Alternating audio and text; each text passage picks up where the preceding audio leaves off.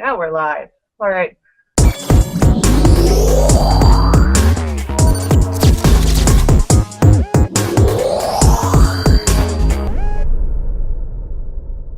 Hey there, you're watching the Reinvention Show, the one and only show that inspires, educates, and entertains you on your path to reinvention.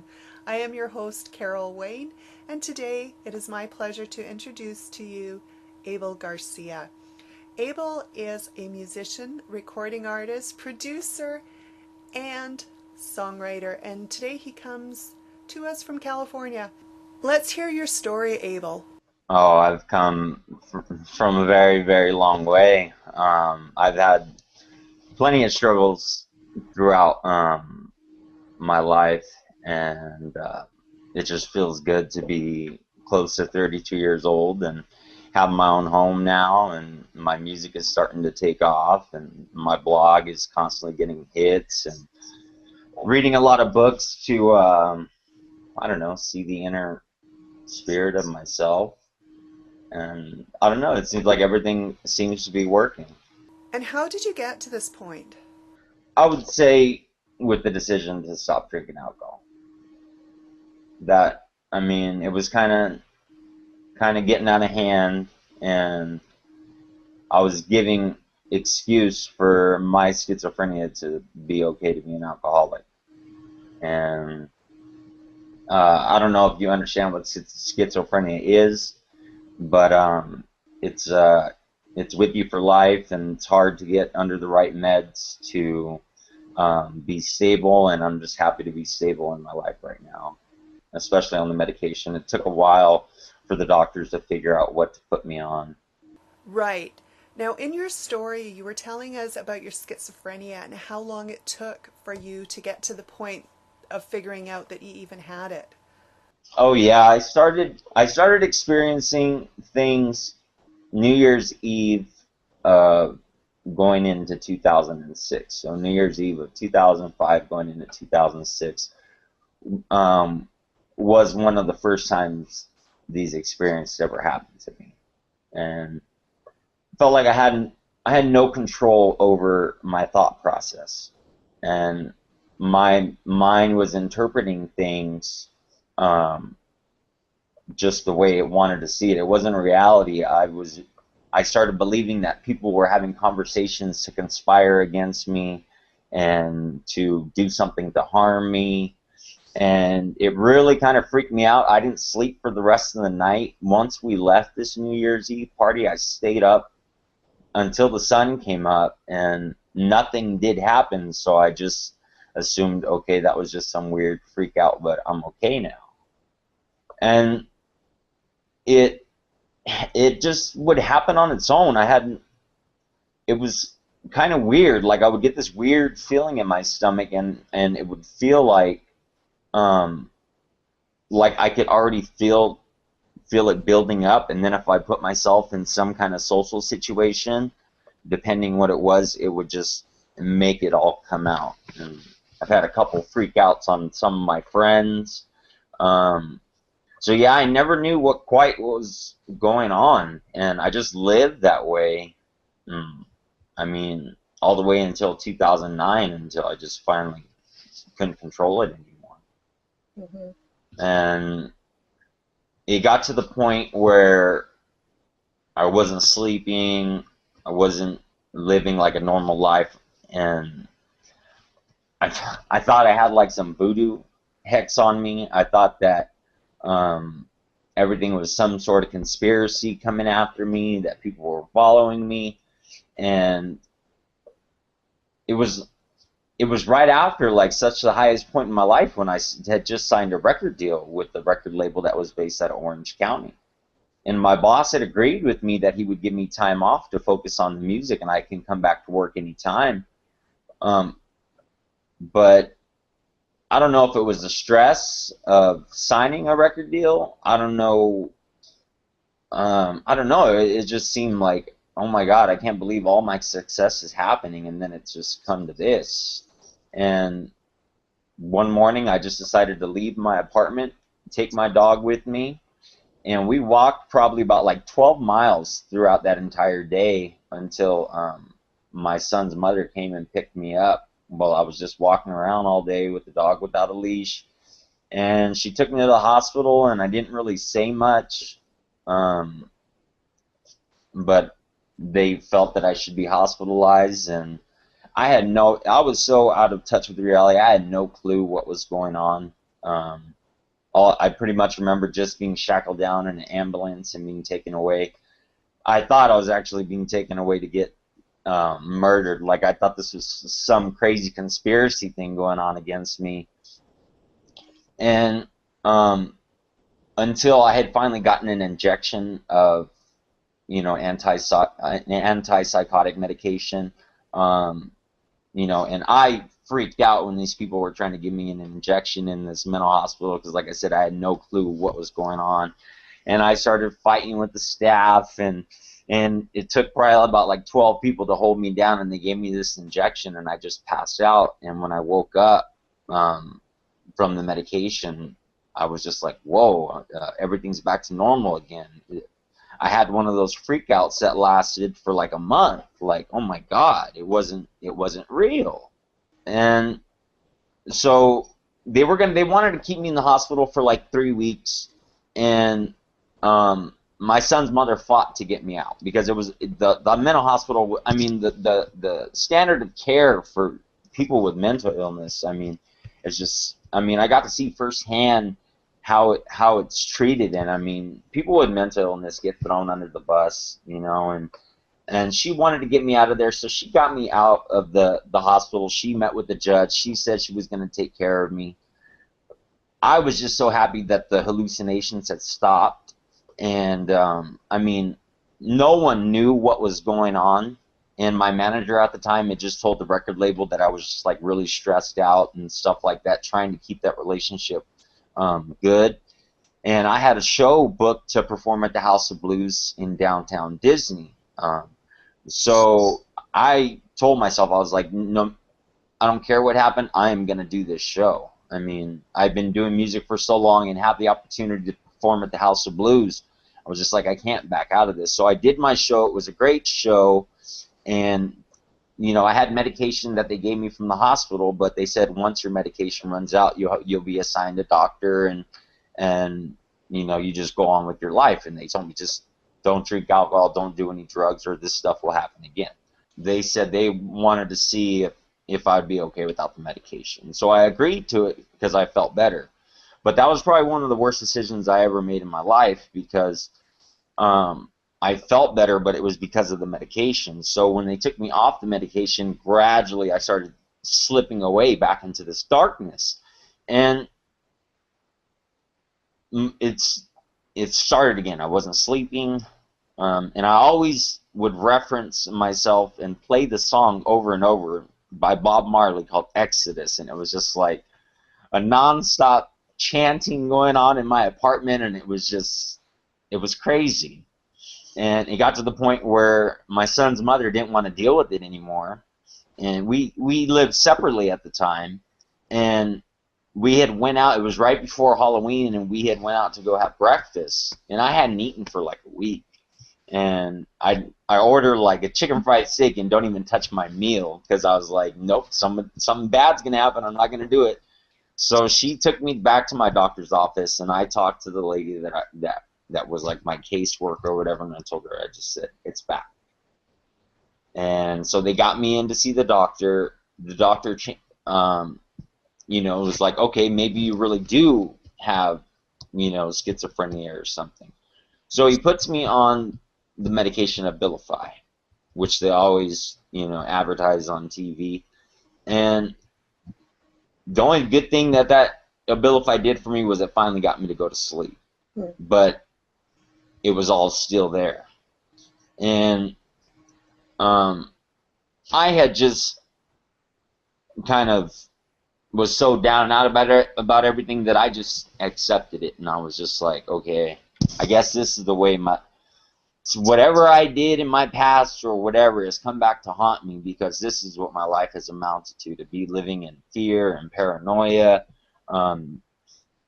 just at such this low point in my life. And I was trying to figure out exactly what it was that I did. I mean, no one is perfect, and I've made mistakes in my life. But I was like, was I really that bad of a person to deserve this? And I went to my next doctor's appointment and said, you know what, I don't feel any different. I'm still scared and paranoid, and I wouldn't leave the house. I didn't want to be around people because I thought they were always talking about me. And it was just such an uncomfortable way to live my life. And the doctor's response was, well, you need to put yourself in most social scenes, and you need to try and look for work, like, and if you do this stuff, it will go away. So I'm like, okay, maybe I need to go to work. So I got a job right away working as a telemarketer, but that lasted like 2 days because I was still hearing these voices that were going on. And the doctor still would not change my medication, and it went on like this for, I would say, 4 months. And then within that 4 months, I had blew up 60 more pounds. And I mean, I'm not that tall. I mean, I'm like 5'9". I've always weighed around 165 my entire life, and now I'm like 200 pounds. And the doctor was finally like, oh my God, the medicine made you gain weight. We need to put you on a medication that doesn't have that side effect. So they put me on this new medication called Geodon, and I took it, and I just, within a couple days, I noticed everything was changing again. Like I was starting to feel like myself.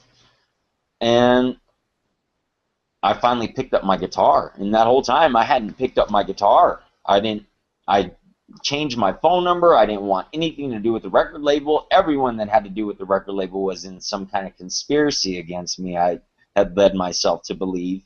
And as soon as I picked up the guitar and was able to play my guitar, I was like, I think I'm back now.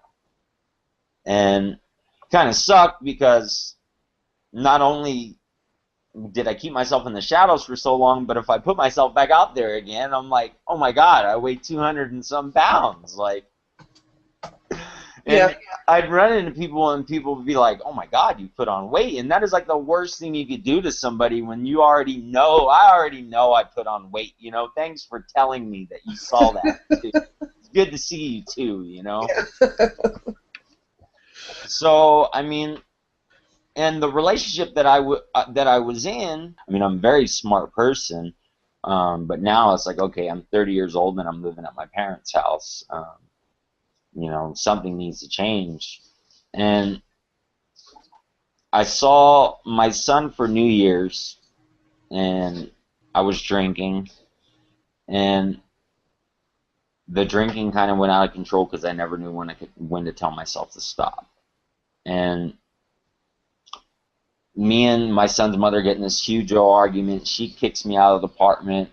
I'm looking for a place to stay in Orange County overnight, and I had called, you know, a good friend at the time, who was Sheila, and she drove to Orange County with the determination that she was going to get me sober.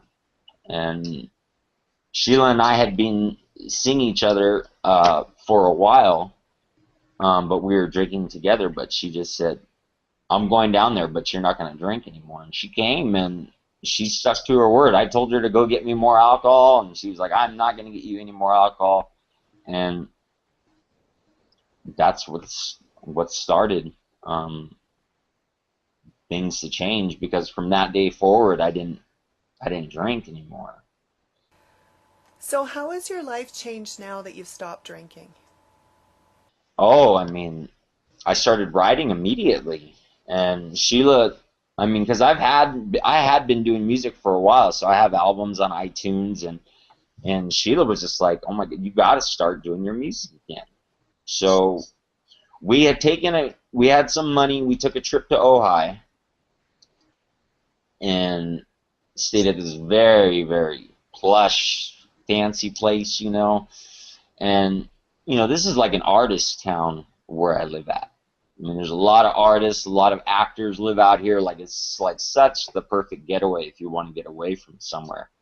And we were there, and I started writing, and I found a producer who was in Russia, but he made this music that I just loved, and I started writing, and I mean, I found a studio to start working at. And as soon as I found the studio to start working at, because I deleted my Facebook for years. I got back on my Facebook. I started my Twitter account again, and just started putting the music out there. But this time, see, this music was different because I was sober when I made it. And I mean, every artist, no, I don't want to say every artist, but most artists, I mean, assume that like when you're creating music, you need to be partying and stuff like that. But that's, to me, that's just a waste of time. I mean, it's about focus and really, really putting your emotion into the music so people can feel it. And you know, I was hesitant at first before I put any of the music up. I emailed it to my friends, and they were just like, "Oh wow, you're back! You're making music." So that was like, okay, that was enough for me to put it out there, and I just kept going with it. And when I was in Orange County and I had signed my record deal, the first song I ever did, I had the opportunity to sell that song to a famous band. And my cousin talked me out of it and was like, "Nah, don't sell it, don't sell it. This is about your album. This is about your music." I probably passed up the opportunity to probably make a good $15,000 on that, on his decisioning. And that's what I always kind of saw myself as, someone that would be in the background just writing songs. You know, I really don't want to be famous at all. I just want to make music. And now it's just, now that I'm doing it myself, you know, it's like, do I just sell my music or do I do it myself? But then I see it that nobody else is going to be able to sing this song the way that I'm going to be able to sing it, because it's about my life. Right. Most of my songs are genuine stories about my life, and are about dealing with pain and going through suffering, and being able to turn that around, and it's all meant to be positive, or I speak on awareness of what's going on in the world. And I got this first project done, which was a hip-hop project, because I can do it all. I can rap, I can sing, and play guitar, and do all these things. It's like, why should I just limit myself to one genre of music? I should just do it all, because I have my hip-hop fans, and then I got my fans that like it, that when I play the guitar, and I have both. So Sheila was, I mean, you got to get back on your guitar again. You got to play your guitar and sing these songs. 'Cause I would just play the guitar to her and sing to her, you know, just making up stuff off the top of my head, and she would just be so blown away. And she's like, "I can't believe you're not doing this." And so I told her, "Okay, let me finish this hip hop album, and as soon as I'm done, I'm gonna start working on my guitar again." And it just so happened I was looking for another studio to work at, and a guy who shot a music video for me recommended this other studio, and which is Castaway 7 Studios in Ventura. I'll give a shout out to JP. He's the man. I went down there, and he was totally cheaper, and I finished all my hip hop project with him. I mean, the chemistry was so good. We recorded like 5 songs in 5 hours. Wow.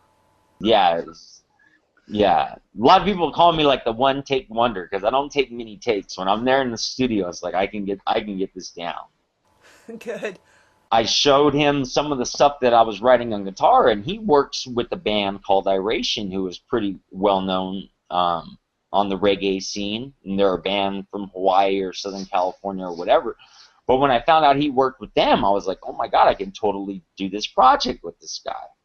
And I had a song that I wrote 4 or 5 years ago that I worked with one of my other producers, and it didn't come out the way I wanted it to, and I showed JP at the studio, and he was like, "Oh man, we could definitely do this song." So we started on that, and now we're going to start working on a whole album, and I have almost this whole album already written. I have all these videos of the songs, just pre-production on YouTube, that people can check out. And I mean, it's amazing from how the song sounds from just an acoustic raw version, and then to a completed version with all the other musicians and instruments and everything involved. It just takes it to a whole new level. And I mean, I started releasing music, I would say, the middle of February, and then from the middle of February to May, I mean, all of a sudden I'm like one of the top artists in my entire area for all genres of music, and in these charts, and I've almost broken into the top 200 on the national charts as well. So I'm like, and I haven't even done a show yet, and it's like cool, this whole social media thing. I mean, I was so against it. I was like, I'm not gonna be on Facebook. I'm not gonna do this. I'm not gonna do that. But Sheila's like, you have to, babe. It's like you have to. That's how it is. And she knows so much about the social media stuff and Twitter and everything. Like, she has helped me so much to get the music out there that it's like now it's like I have no choice, but this is the path that I'm gonna go in my life. There's so many things to be thankful for, you know. And I try to share this with other people. I've had this blog, abelgigs.com, since like 2009, because one of my friends is like, man, you need to be blogging, you need to be on Facebook, you just need to do everything to get your music out there. You don't need no record deal, you could do it on your own. And I mean, I've been doing this blog, and it just started that I was just writing this blog as an inspiration for people to lift them up for the day. And I stopped it when I stopped doing the Facebook, but once I started doing the music, I started doing the blog again. And you know, I'll type it up in the morning right when I wake up with my cup of coffee and whatever I'm feeling, and try to send out this positive energy to all the people who read it. And it's good because it's a good way to start my day on a positive message. And then later on in the day, I'll go back and read it and be like, wow, I can't believe I said all this stuff in the morning. It's just such good stuff.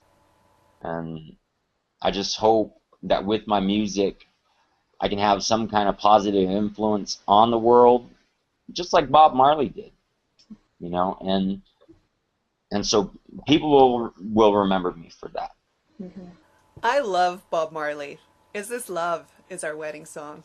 Yeah, everyone loves Bob Marley. So let's talk about your 5 tips for reinvention. Do you remember what you shared with me? Do you want to read them back to me? Number 1 was the environment. Do you remember what you mean by that? The environment. I would say surround yourself in an area that's going to be a positive influence or inspiration. And I mean, living in Oxnard, it just seems like everybody knows everybody, you know, and running into the same. It's just the same thing, and that's where I grew up. And I always made a promise to my brother and I are like night and day, because I made a promise to myself that I was going to get out of my hometown and see the world. And my brother's totally opposite. No, I want to stay and live and die in Oxnard. I'm like, okay, well, that's how you want to do it. But I've lived, I mean, San Diego, Orange County, Hawaii. I mean, I've lived in a lot of different places. And it always centers down to the environment that you have. And I mean, not just the outside environment, but who's in your life, your relationships, your friends. I mean, everything can all get tied back to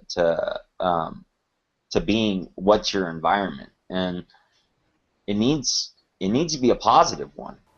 Now, your second tip was motivation. Motivation, yeah.